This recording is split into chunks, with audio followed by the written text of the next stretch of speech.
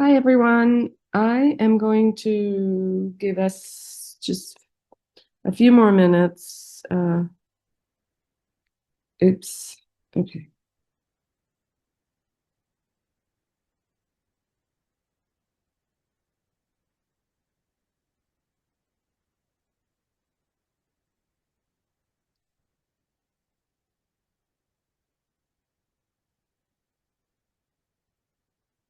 I just need to send the link out to people who are missing it. Um,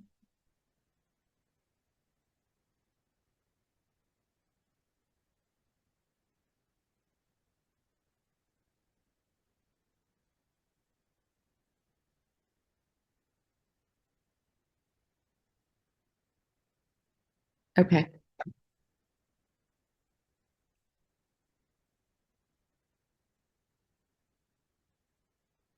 We'll start in just a couple minutes. People are still sending me messages asking for the link.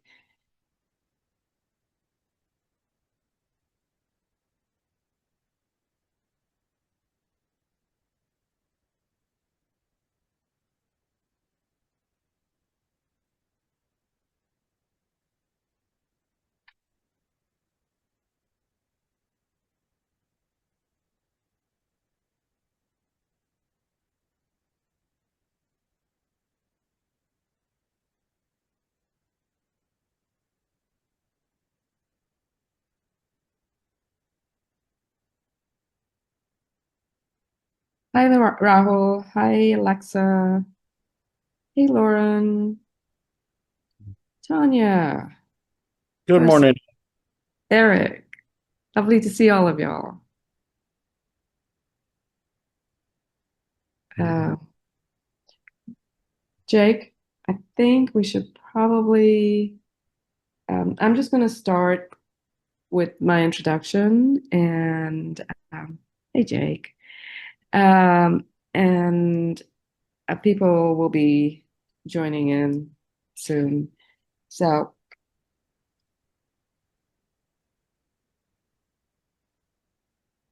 welcome, everyone. I'm very happy to see so many familiar faces in many, well, faces, names, and new ones too. Thank you for joining us today for there- for Jacob Schenthal's presentation of climate change mitigation through paper folding. Jake began folding paper in middle school. Like everyone else, he began by folding tiny little ninja stars, but unlike the others, he didn't stop there. From folding other people's models, he eventually began designing his own origami pieces. He stepped away from origami while he was in college, but rediscovered it during COVID.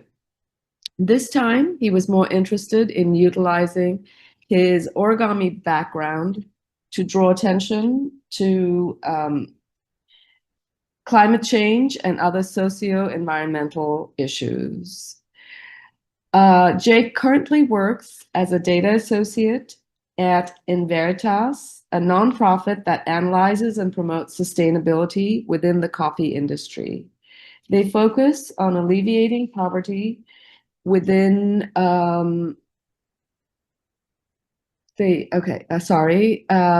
alleviating among smallholder coffee farmers in Africa. They do that by developing programs in Africa and Asia. So Jake has participated in 2022. Jake participated in the Wonderfold exhibit at the prestigious Chhatrapati Shivaji Maharaj Vastu Museum in Mumbai, India. And then in 23, his sculptures were a part of folding for a cooler climate at Heart Space in Ahmedabad. Then in 23, he also in 23 he conducted he participated in the Origami USA.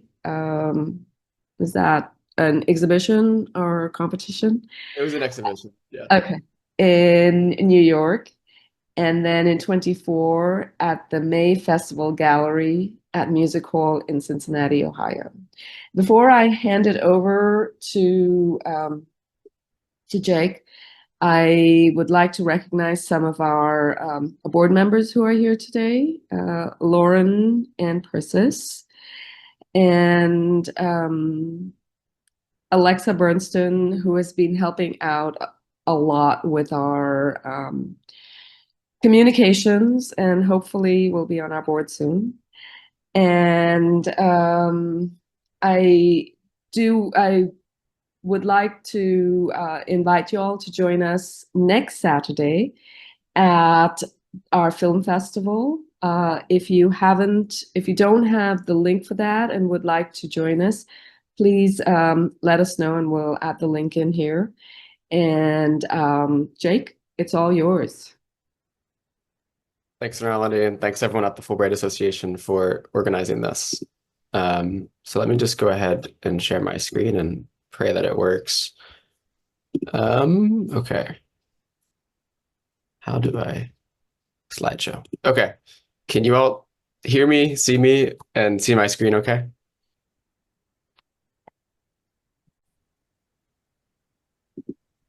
Okay. So hi everyone. My name is Jake, and yeah, I was a Fulbright Nehru student researcher in 2022 in Jodhpur in Rajasthan. And so it was a cool way for me to kind of combine my passion for both origami and climate change. It initially did not start, my Fulbright did not start with the aspect of origami, but it kind of got incorporated over time. So yeah, so just to explain kind of what origami is. So origami is the Japanese art of paper folding. The word itself, ori, comes from the Japanese word oru, which means to fold, and gami comes from the transliteration of the word kami, which is a sacred word in Japanese, which means paper and sometimes spirit. Origami has existed in Japan for over 1,000 years, since the advent of paper. And over time, as paper traveled from East Asia through the Middle East to Europe through the Silk Road, origami actually also traveled on that path. So you can find some remnants of origami from hundreds of years ago, even in places like the Middle East and Spain. But most origami comes from Japan.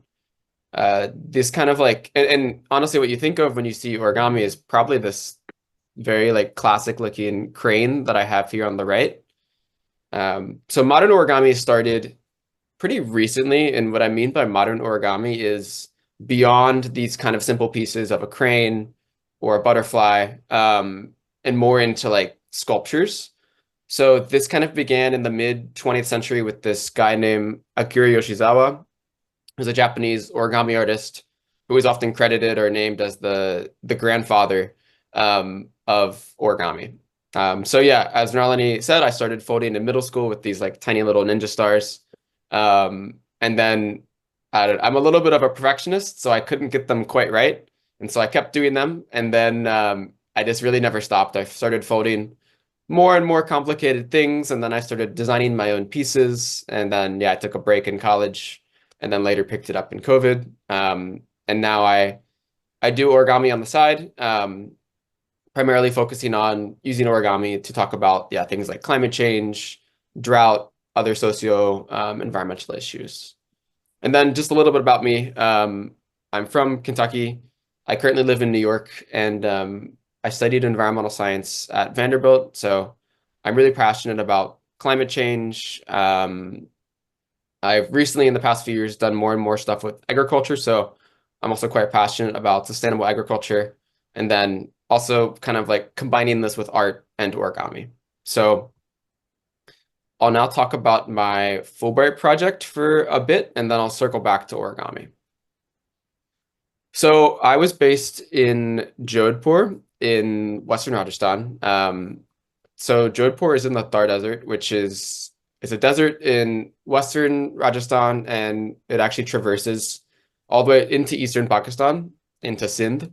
So the Thar Desert is the most densely populated desert in the world. It's home to a lot of different diverse communities across both countries. Agriculture and livestock are the two largest employers in the state. I mean, in India in general, I think agriculture is upwards of somewhere between 50 and 70% of like 50 to 70% of people are employed in agriculture. And that number is higher in Rajasthan just due to the lack of other industries in the state. And then, as long as people have been farming in Rajasthan, people have also been trying to harvest rainwater in the state. So over the course of hundreds, potentially even thousands of years, people have developed these traditional techniques in Rajasthan to harvest rainwater during the monsoon season, store it, and use it for agriculture. This was also used for drinking water as well as other purposes in the state. Kind of the most famous example of these is the step wells of Rajasthan and Gujarat. So here on the right, this is a photo I took in Jodhpur of the famous step well in the old city. And these days it's not really used for any sort of water source. It's more just for historical preservation and people swim in it. But it's a cool use of space. I mean, right now it's not used for water use, but it was once in the past. Yeah, so my project focused on understanding how smallholder farmers, so just to define that word, in the US, most farms are quite mechanized. There's a lot of industrial equipment that is used on farms in the US. And if you drive through the countryside in the US, you'll see that the farms are giant, right? They're sometimes thousands of acres. In India, in most of the world, in most of human history, farms have been what is considered smallholder, which is really just a small plot of land. If you have a backyard in your house and you grow crops on it, that is technically a smallholder farm. So I was trying to understand how smallholder farmers in Rajasthan, specifically in the arid region of Western Rajasthan, in the Jaisalmer, Jodhpur, and Barmer districts, are adapting to water scarcity and climate change. So I conducted about 30 to 40 qualitative verbal interviews with smallholder farmers in these districts, trying to understand their experiences with adapting or not adapting to water scarcity, their usage of these traditional water harvesting techniques, as well as the challenges that they face growing crops in these regions and how they foresee the future coming. So on the right here is actually me interviewing a group of farmers in the village of Tibri in Rajasthan. So if you look at this title here, I say, why can only some farmers grow mango trees in the desert? And it's because actually with the right access to water, some farmers in Jaisalmer, in Jodhpur, they do grow mango trees in the desert. And they do this through a technique called garin. So garin is this ancient water harvesting technique that exists in Rajasthan. So it's used in other parts of the world. You see it in some other arid countries like Iraq and I think some other countries in the Middle East, but it originates in the Thar Desert in Rajasthan. So it uses the natural topography and landscape of the desert. So, there are small hills, small inclines, small declines, and a garin uses those to its advantage. So what you have is, if you can imagine, like a very slightly a very slight hill, okay? Kind of like in this image here on the top left. Farmers will build walls at the bottom of that hill. So as it rains in monsoon season, the water will run off down that hill and it will pool up at the bottom right where you built that wall. And then that water will permeate into the ground, and then farmers will actually grow crops on that land. So what you're doing is you're basically taking like a large area, sometimes 1, 2, 3 acres, like very large areas, and you're using the natural landscape of the land to see where water runs, and you're building walls to stop water from moving in certain directions. So you're forcing it to funnel into certain areas, and then you're growing agriculture on those areas. So what you're left with is kind of these disproportionate areas where water concentrates. And because you have high volumes of water in those areas, you can grow almost anything. And it sounds kind of crazy because you're in like a very, very arid region of the world. In Jaisalmer, I mean, the amount of rain that exists is incredibly low. And these Garin were built hundreds of years ago. Today, with the advent of groundwater, as well as kind of like if you look at before the British colonized India, the income of farmers in Rajasthan was actually much higher than it was today. So farmers also don't have the income in Rajasthan to build these kind of large scale Garin. But some people in some cases do build them still. So my project also tried to understand, you know, among the farmers that still use these Garin, who has access to them and how are they doing? So on the left here is actually mango trees and turmeric growing in a Garin in Jaisalmer. So if you go to Jaisalmer, which is very far in the Thar Desert, it's incredibly far west. It's much more arid than Jodhpur. You have farmers that have been growing mango trees in this Garin for hundreds of years. In fact, these mango trees are 200-300 years old, and they still produce mangoes. So for Jaisalmer, I mean, it's incredibly interesting. It really wasn't meant to actually grow mango trees that far in the desert, but because of these traditional water harvesting techniques, farmers have been doing so. And it actually, in this cutting here on the left, farmers were growing turmeric, all kind of vegetables, mango, papaya, all these fruit crops that you wouldn't expect to grow in a desert. And that's because their ancestors hundreds of years ago shaped the land to funnel the water into this certain area. And then on the right are a few farmers that Renalini and I visited in Jaisalmer, and behind them is a Karin that grows grains. So overall, with my project, I found that the majority of farmers report rising temperatures, less rain. In the past, farmers could predict actually almost the exact day that the monsoon season would arrive, but now with climate change, that is kind of being pushed back. It's arriving much later, and it makes it difficult for farmers to know when to plant their crops. So most farmers report at least one of those three. I found that at least a quarter of farmers had no adaptation at all to drought. And those impacts are much more severe among lower income farmers, and as well as the more rural you go in Rajasthan, the more I felt that those impacts were felt. You have some farmers that are relying on groundwater, so they have a little bit more flexibility in when and what they can grow. But you have some farmers in Rajasthan that fully rely on just the monsoon, and they are at the mercy of climate change. And then I kind of went through a little bit of like a chicken and egg philosophy with Karin. Most of the farmers that grow crops in Karin are quite wealthy relative to their neighboring farms. And it makes sense, right? They have access to this plot of land that has basically an unlimited amount of water, and they can grow a large volume of crops. So that was something that was difficult for me to understand if farmers in those Karin if they were initially wealthy and they bought the land, or did using the Karin make them wealthy over time. But regardless, it shows that having access to these traditional water harvesting techniques, it does increase the economic capital of these farmers. And then on the right here is just a pretty picture I took of millet, or known as bajra in Rajasthan, growing. So that was a little bit about my research, and at the time I was like thinking about publishing an academic paper. In the end, I did not publish an academic paper, but I was looking for other ways that I could talk about what I found through my research in a more open way.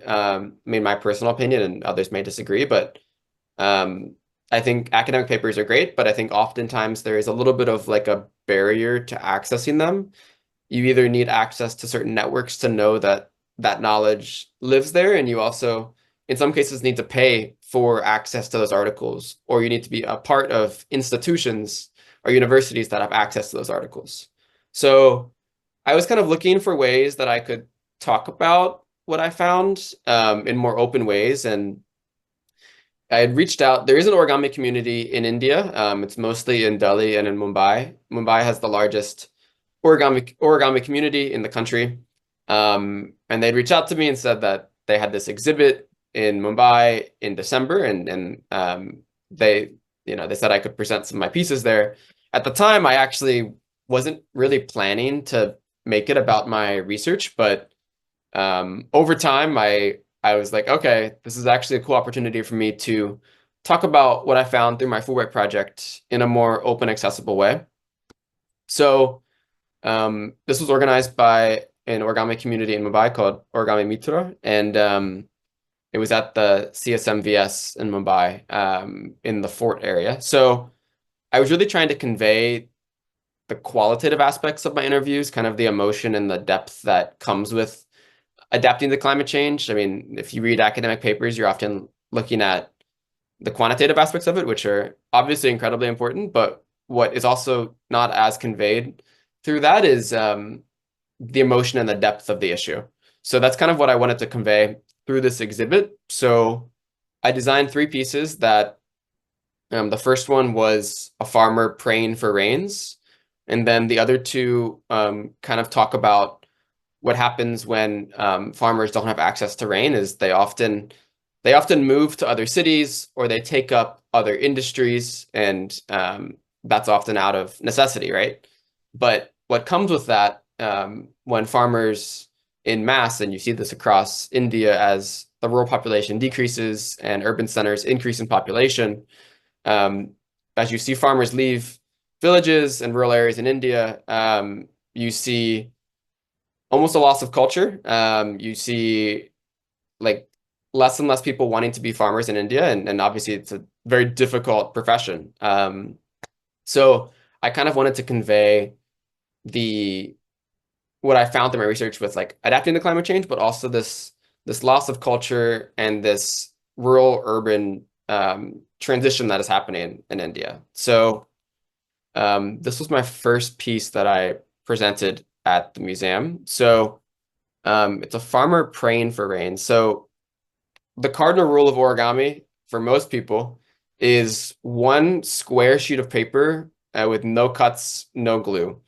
Scissors are like the worst nightmare of any origami artist. So here, this is 1 sheet of paper. This is a farmer here. You can kind of see you can kind of make out the turban. It's hard to see from this angle.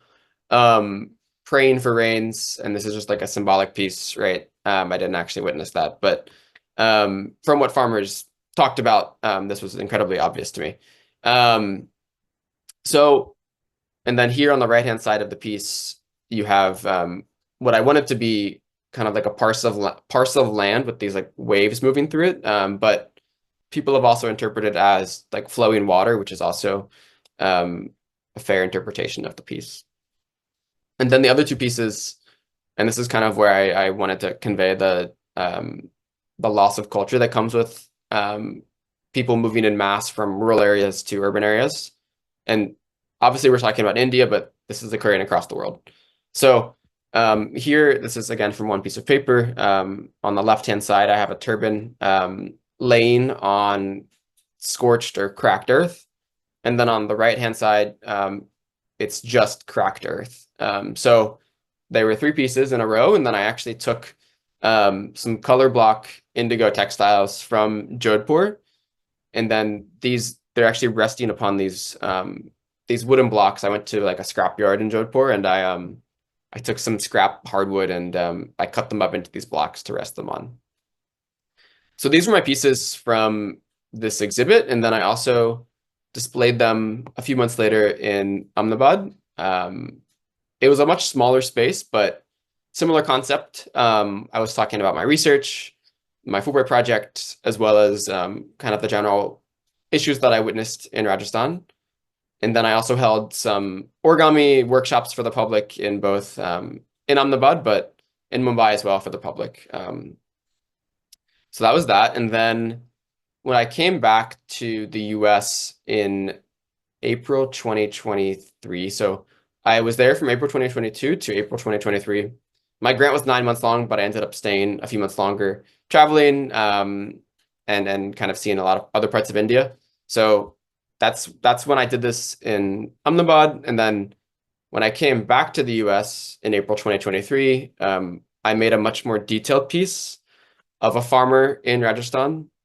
So again, this is one single sheet of paper, no cuts, no glue, and I'll actually walk through the process of this in a minute. But so this is actually a shepherd in Rajasthan. You can see the kind of like traditional stick, and you really only see this among older farmers, older shepherds in Rajasthan. But I tried to be as accurate as possible. I have a kurta here, a dhoti, and the kind of traditional large mustache that you see in Rajasthan as well. And just for size reference here, I mean, this piece is about like maybe 10 inches tall. Maybe that. The face is about the size of a coin. So this is the process that I kind of work through. So to start, I have a notebook that I use to kind of draw out where I want pieces to go. So if you look at this this funny alignment of just like lines on a grid pattern here, so this is called a crease pattern. So what that means is you're looking at all of the folds that exist on a paper, and each line is a single fold. So if you fold all of the lines on this paper, you would end up with what looks like the shepherd, and then you shape it a little bit more, and it will become this. So it's called a crease pattern, and if we take something simple like this crane here, right, which is the most famous piece of origami in the world, this crane. So if I unfold it, I'll just unfold it on camera here. So I've already drawn on this piece of paper, but if like, so this crane, you end up with like all these lines. So these are actually all the folds that go into folding a crane. And then if you fold these, you know, you'll end up again with a crane. So that's kind of like a more simplified version of what this is. And then, yeah, so when you fold all the lines again, you end up with a crane. So that's called a crease pattern. It's kind of the blueprint or the engineering aspect of origami. And so I go through many different iterations of kind of reworking that crease pattern over time and then practicing it on sheets of paper. And then in the end, I will fold the real thing. So this can take anywhere from, you know, a few days to a few weeks to a few months. I mean, in this case, the shepherd actually took me many months to design and work through. So in the middle here, you can see I'm folding the sheet of paper. And then on the right here, I use a plant-based substance called methyl cellulose. So it's actually food grade. I wouldn't recommend eating it, but it's basically used to stiffen paper. So as I fold this, you know, there are hundreds, thousands of folds on the paper, and sometimes the paper, it gets weaker as you fold it. So I will apply this substance to the paper to stiffen it, which isn't really a glue. I mean, you could make the argument it's a glue, but what I'm doing is I'm stiffening the piece so that when I travel with it, when I bring it to exhibits and galleries, it holds up. So that's why I have all these clips here, is just to like keep it in place as I fold it. And then I'm actually, you know, the size of this face is about the size of a coin.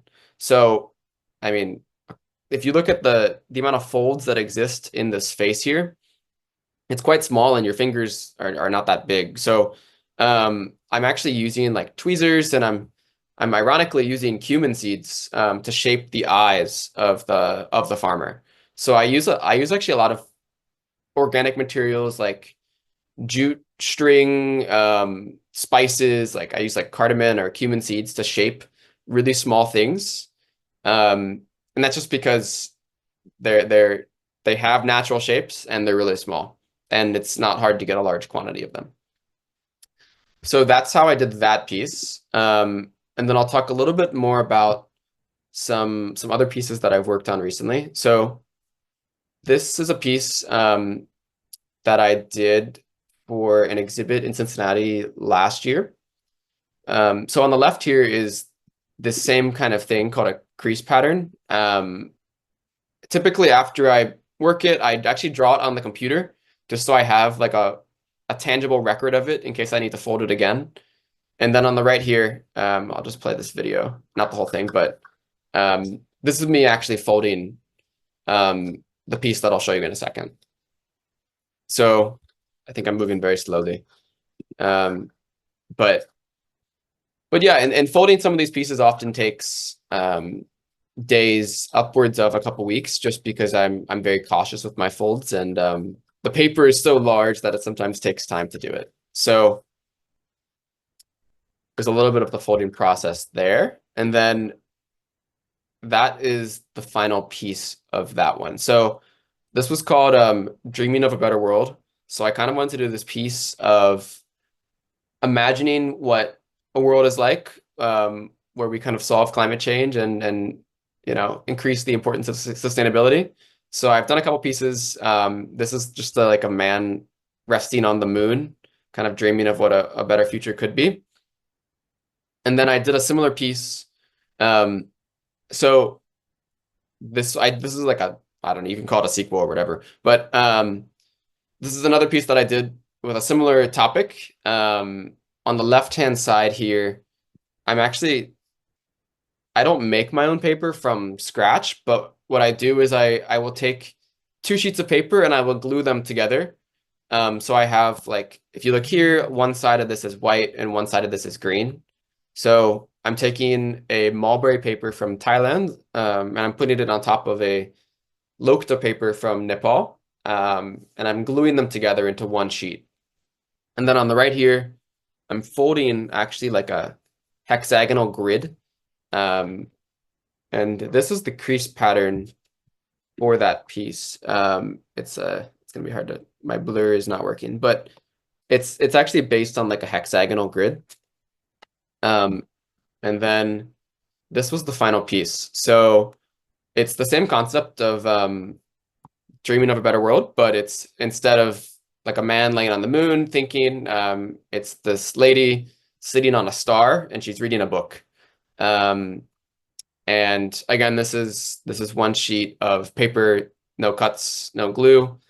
And yeah, and so that kind of brings me to the paper aspect of this whole thing. So like modern industrial paper isn't really fit for art, for origami. I mean, you could make the argument that some of it's, you can use it for like watercolor painting or some other arts, but for origami, you're folding a piece of paper many, many times. And when you fold a sheet of paper, what you're doing is you're breaking the fiber in that paper. If you fold a sheet of paper enough times, you will actually rip it. So for origami, you need these like very large sheets of paper, and they have to be incredibly strong. So the paper we make in the modern age with machines is entirely insufficient. It's designed to be produced at a very high volume. It's designed for very cheap things like printing. You use it once and you recycle it or you throw it away. But in the past, prior to the advent of the printer and industrial papers, all paper was made by hand, and it was made from specific fibers that increase the strength of the paper. And these papers are still made around the world. Typically for art, in Nepal, there's a paper called Lokta, which is actually used. They use it in all of their government records, and you can find this in some parts of India. So it's made from a bush that grows in the Himalayas. And this bush grows across Nepal, Bhutan, Sikkim, and you can actually find the paper sometimes in Arunachal Pradesh, but it's produced in much smaller volumes. It's mostly produced these days in Nepal.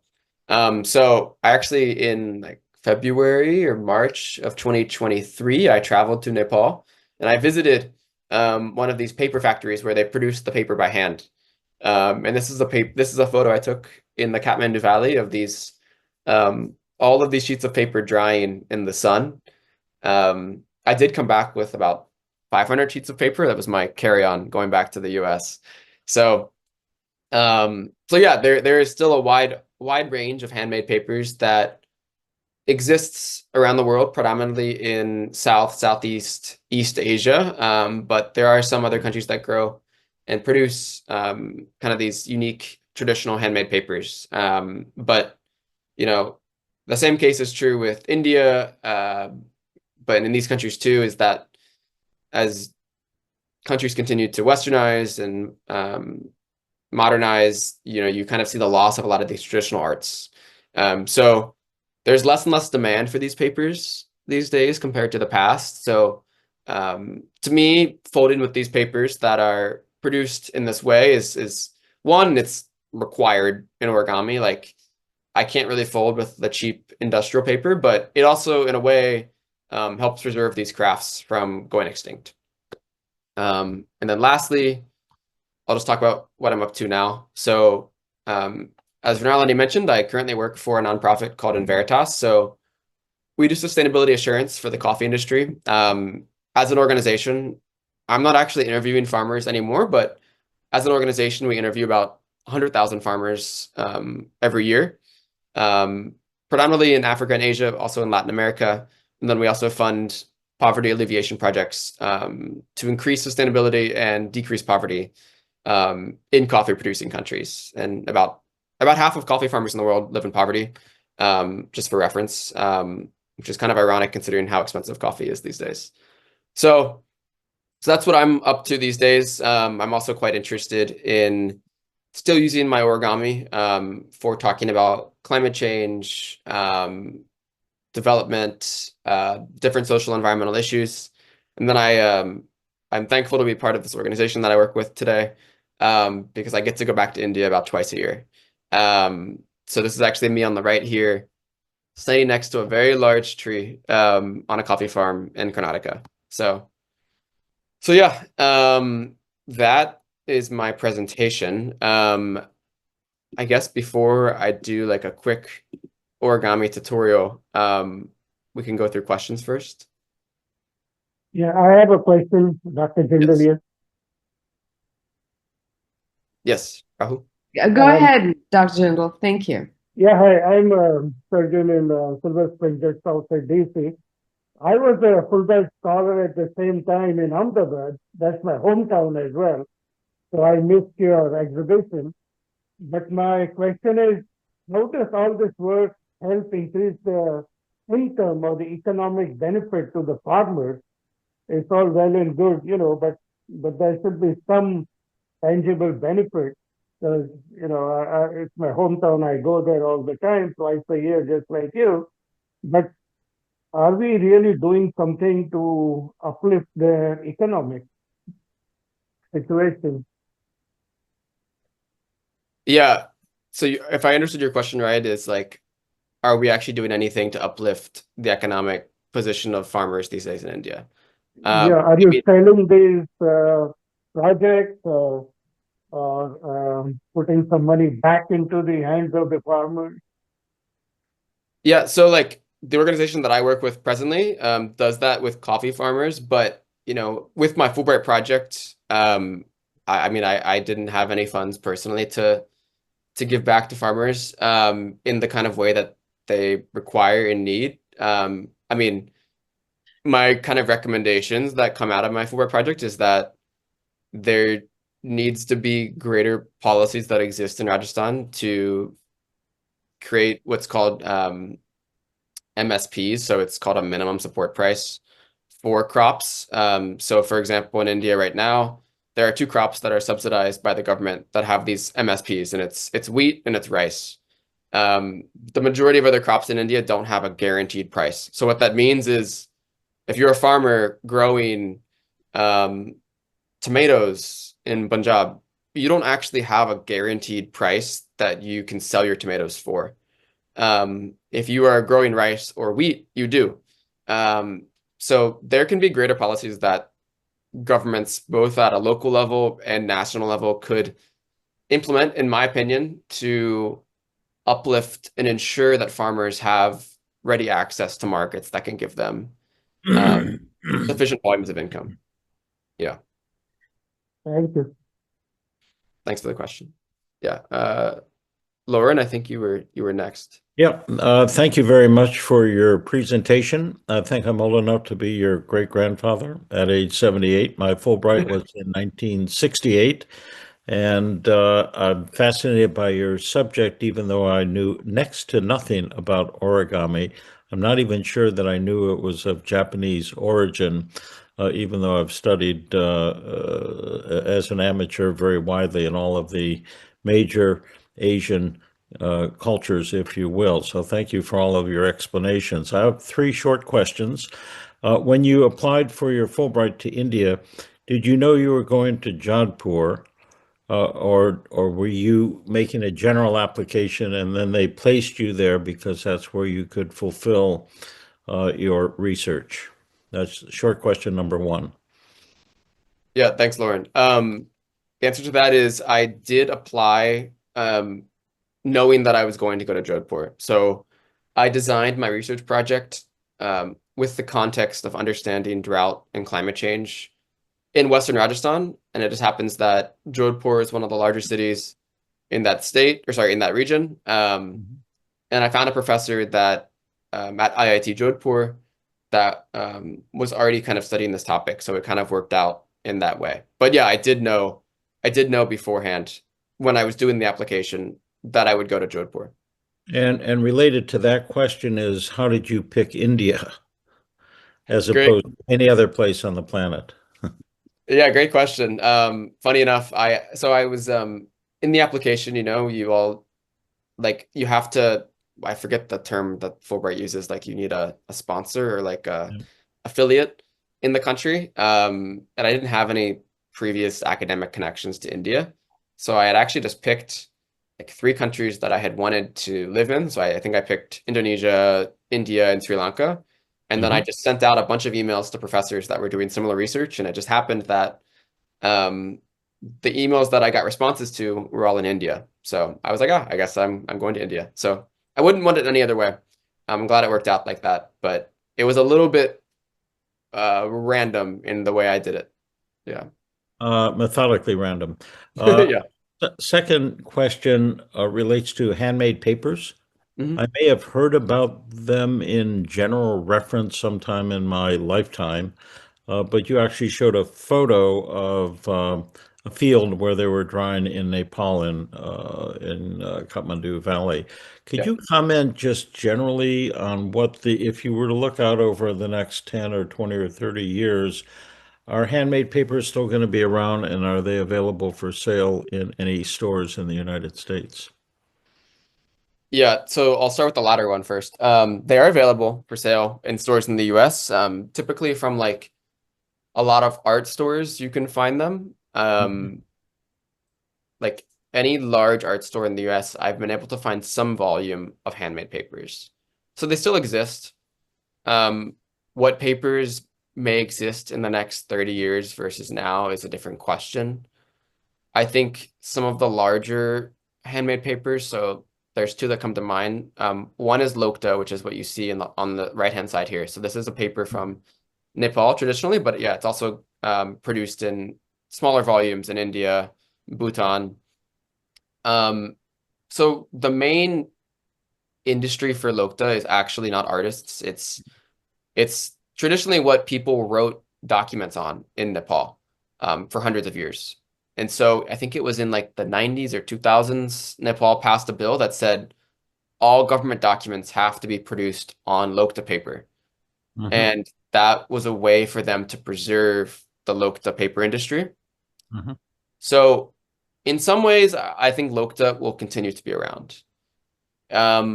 Mulberry paper is a very well-known produced paper in Thailand. It's quite common in the West. People use it like to adorn lamps or picture frames. And I think there's enough demand for that. Like I even will see it at like furniture stores sometimes with like lampshades that I think that will be around. But then there are smaller, lesser known papers from Japan, Vietnam, Cambodia to some degree that like there's not a high demand. And I think that's where the problems exist. If there's not a high demand, either locally or internationally for these papers, there's not much of an economic reason for people to continue making them. And so I do foresee, and what has happened, if you look at the papers that existed 100 years ago, not all of them are around today. I think some of these papers will unfortunately die out. So I do foresee some of them existing long into the future, but if there's no local or international demand for some of them, they will, unfortunately, like a lot of other traditional crafts, like they may cease to exist. And to me, that's like an incredibly sad thing from like both a cultural and origami perspective. But yeah, that's kind of how I would take a guess at it from my end. That was my question number 2. Question number 3, the annual meeting of the Fulbright Association from year to year, it differs, does have invitations for presentations. And so I encourage you to respond to one of the notices for annual meetings where they say, do you want to make a presentation, whether it's in Washington, D.C., where the meeting often is held, or another city across the United States. So have you considered that yet? Or are you aware? 2 different questions, if you will, but one question really. Yeah, thanks for that. Not aware and not applied. So yeah, would love to know more about it. Short question, short answer. Thank you. Our next, the next Fulbright conference will be in Florida, and it's generally in October. But I will let the community know. I think Eric had a question also. Eric, go ahead.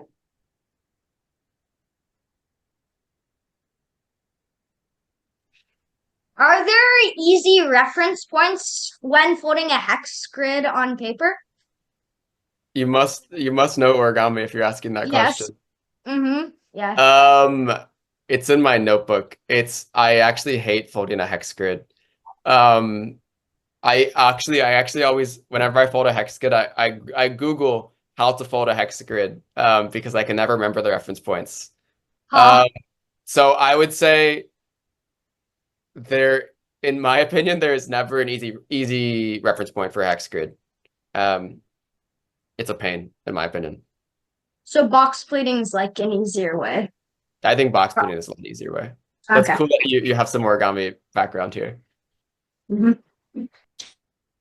Jake, could I just ask you to just put up one of your farmer pieces, either or the one with yeah, that one. Yeah, that one. I just wanted to get, okay, yeah, that one. That'll be great. Just wanted to get one of you, just one screenshot of that, please. And then maybe we can go to the folding after that. Yeah.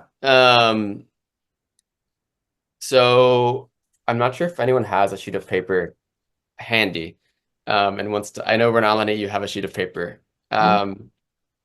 So if anyone has a sheet of, I need to turn off my blur. A sheet of square paper. We can fold a really simple butterfly. So let me I'll actually stop sharing my screen so you can see me a little bigger. Okay, so if everyone has their square sheet of paper, we're gonna start by, you're gonna fold. It doesn't really matter what side you start on. If you have 2 colors, you can start on the colored side. So you're going to fold the sheet of paper in half. So you're going to take these 2 corners and you're going to fold them to these 2 corners. So I recommend doing this on a flat surface, not in the air like what I'm doing right now. But you're going to fold them to each corner. So you now have like, it looks like a rectangle. And then you're going to unfold it and you're going to, so unfold it, Renalini, and then rotate the other way and do the same thing.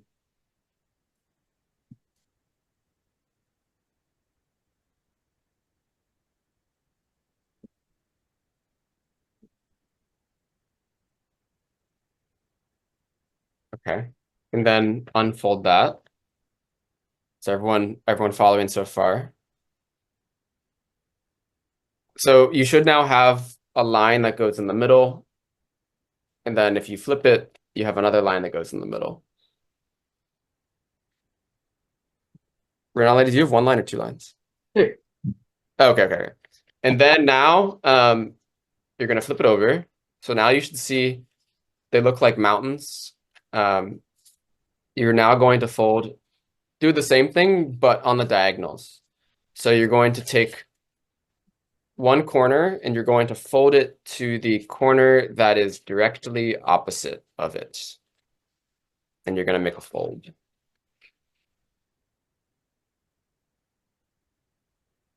So it should look like a triangle.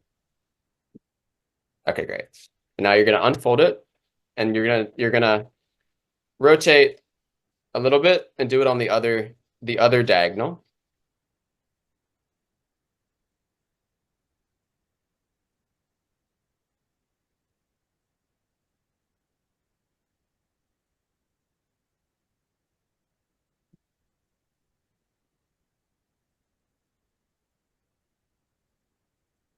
Okay. Obviously, my paper's not an exact square. That's okay. Giving me a little bit of grief. Okay.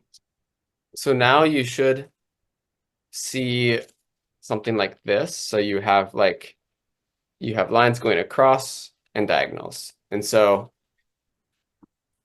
what you're going to do is, this is always tricky to explain over a Zoom call, but you're going to want to make sure that you have these diagonals. So there's two types of folds. One is called a mountain fold and one is called a valley fold. So a mountain fold looks like this and a valley fold looks like this, right? So it looks like a valley or it looks like a mountain. So your diagonal lines, they should be valleys. So they should go inward. And your horizontal vertical lines that are the halfway points, they should be mountains. So they should be kind of opposite. And so when you press in the center, you'll see that your paper kind of goes in and out.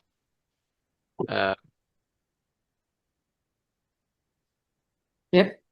Yeah, Renalina, you might have to reverse your lines a little bit. But anyway, so if you kind of fold the diagonal lines at the same time, the paper will go inward a little bit.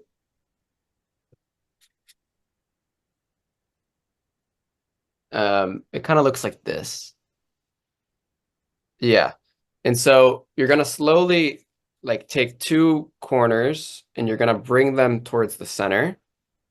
Yeah. And then you're going to fold down on the middle line. So you're left with this triangle. I think you have it, Renalini. Yeah, like that. Okay. So now you have this triangle and you have four flaps here. 1, 2, 3, 4. Okay. So if you just look at it like one way, the point should be upward. You're going to take, I'm going to do this in reverse, but you're going to take one of the flaps, just one of them, and you're going to fold it to this top point. And you're going to make a fold there, like that. I'm sorry, I think I missed something to get to the triangle. Yes. I currently have like a diamond shape. Does it look like you have a diamond shape? Does it look like this? Yes. Okay. So you're gonna slightly unfold it. Okay. And you're going to press in the center. Okay. And do like the reverse. Yeah, exactly. And then you should okay, yep. I do have it now. Perfect, thanks. Yeah. Okay. And then So Alexa, yeah, so the next step is then just to take one of the flaps and fold it up to the top. Okay. Perfect. Does it matter right or left? No, we're actually going to do it on both sides, Okay, perfect. Thank but you. not with all 4 flaps, just with like 2 of them.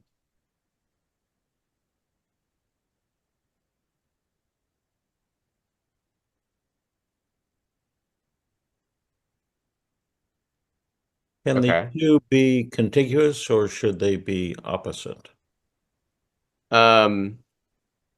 They should be opposite. So it should look symmetrical. So when you finish, you should have 2 flaps. So if we start at the original triangle here, you should have 2 flaps that get folded to the top, and then the other side will just look like the triangle, and you don't need to do anything there.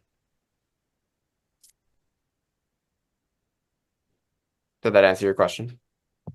Yes, thank you. Renalini, how's yours looking? Okay, great. So has everyone reached this point so far? I'm gonna take your silence as a yes. Yes. So now we will flip it. So now you should be looking at the blank side with the point facing down. Okay. So if you like feel the bottom here, there's like one big flap, and then you have these 2 ones from earlier, right? So you're gonna take this big flap here, and you're going to fold it slightly above the top line, and it's not going to like fold all the way. You'll see that it's kind of 3-dimensional here, and that's kind of what we're looking for. It's not going to lay flat. Yeah, Renal. Yeah, you can even go higher if you'd like. The goal is what? Probably tear it if I go higher. So you don't need to fold. You don't need to like. You're going to have like these natural like pockets here. Okay. Yeah. So now it should be up, and then we're going to take that top corner here, and we're going to fold it over the edge.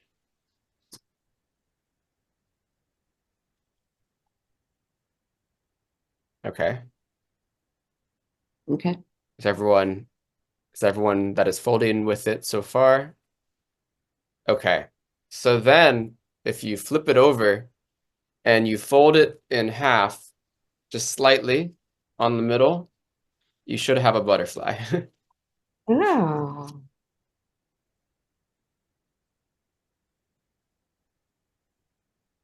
I don't know. Mine looks is pretty bad. You can still see it. So fold it the other way. Fold it in. Yeah. Like, yeah. And so the angle you're looking at right now, it should be the butterfly side. Yeah, like that. Yeah.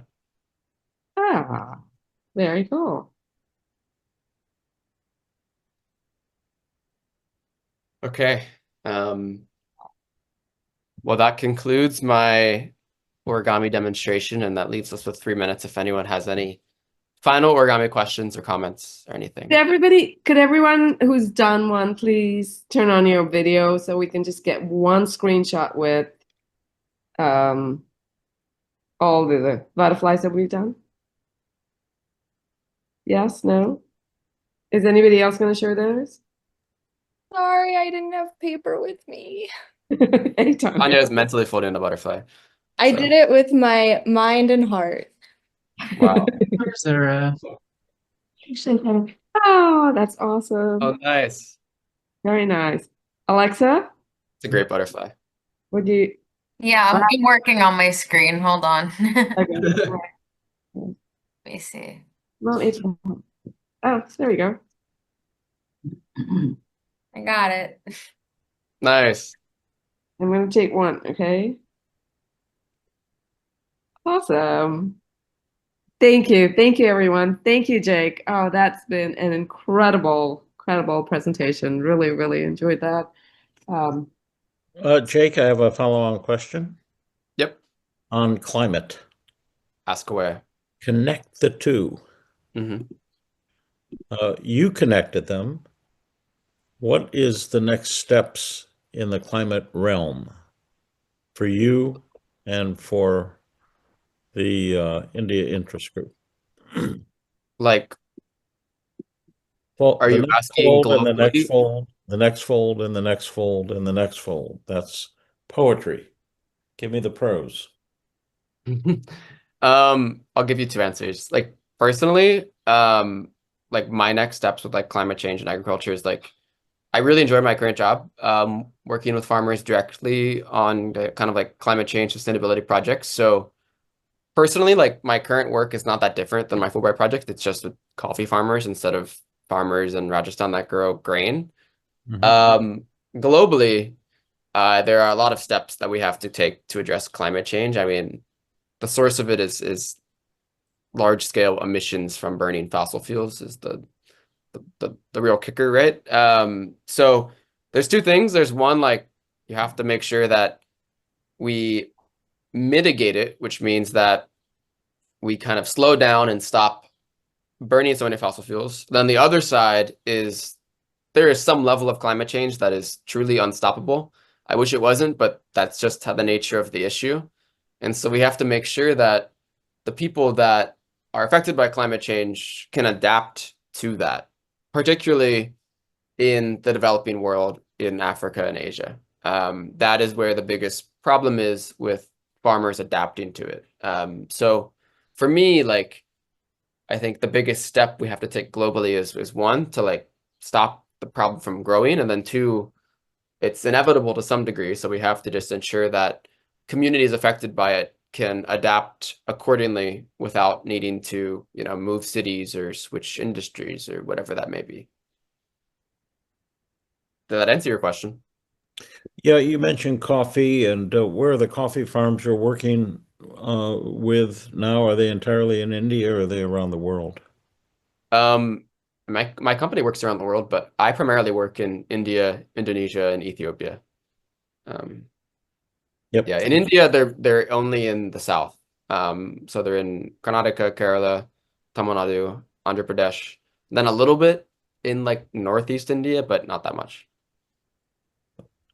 Very good. Thank you. Keep up the great work. Thank you. Yeah. And I think consumerism, if it could be toned down a little bit, might also help with, Yeah. production and that cycle. Thank you so much, Jake. This has been an incredible morning. I really appreciate you making the time. Thank you, everyone, for joining us. We took it just past the hour, and I hope you all have a wonderful, wonderful rest of your weekend. Oh, we're sharing. Oh, look at that. Nice. All right. Thank you, everybody. Sorry, you. didn't. Thank you all. All right. Thank you, Bye-bye. everyone. Bye.